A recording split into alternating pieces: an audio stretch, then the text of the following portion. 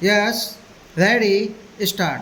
Sir, regarding the public sector, I am very happy to see that we have now 224 public sector enterprises in India run by the central government from 5 public sector units with an investment of rupees 29 crores. We have now come to have 224 public sector units with an investment of almost rupees 26,000 crores.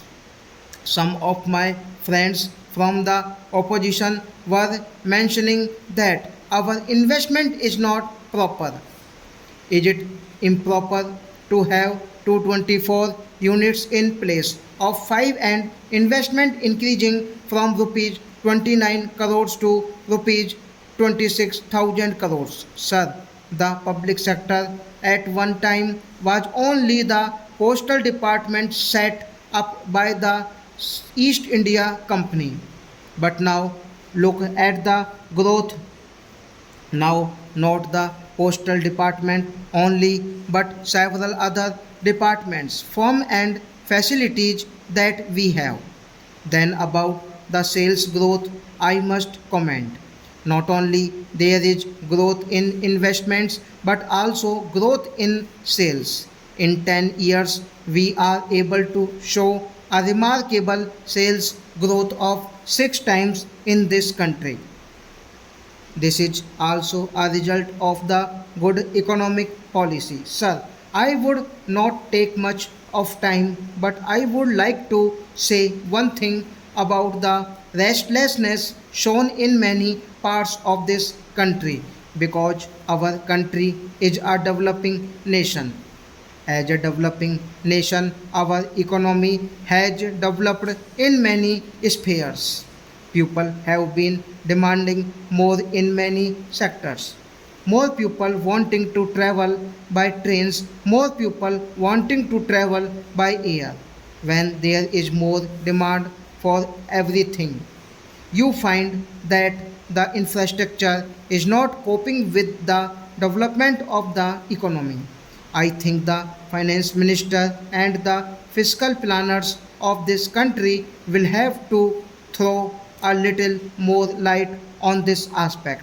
Infrastructural plan is also very important when you think of providing more wagons. There should be significant railway stations. The platforms must be long enough.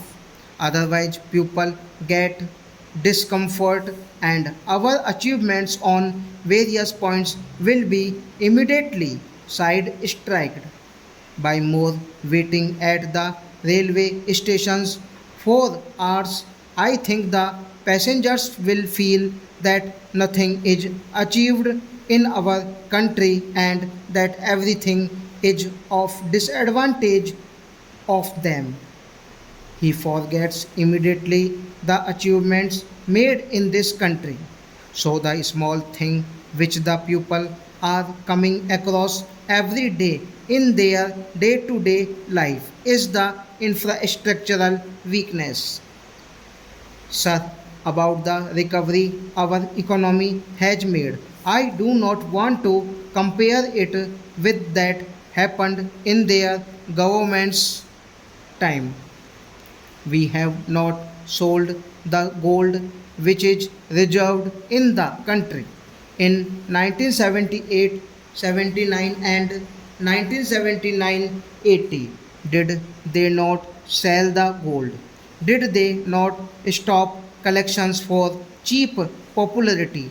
Did they not distort the economy at that time by wrong fiscal policies? Sir, many things are there.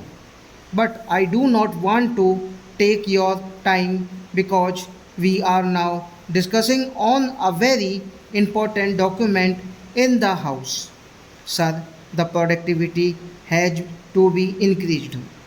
For productivity increase, the theme of the budget itself is increasing the production. Thermal power generation is an important factor.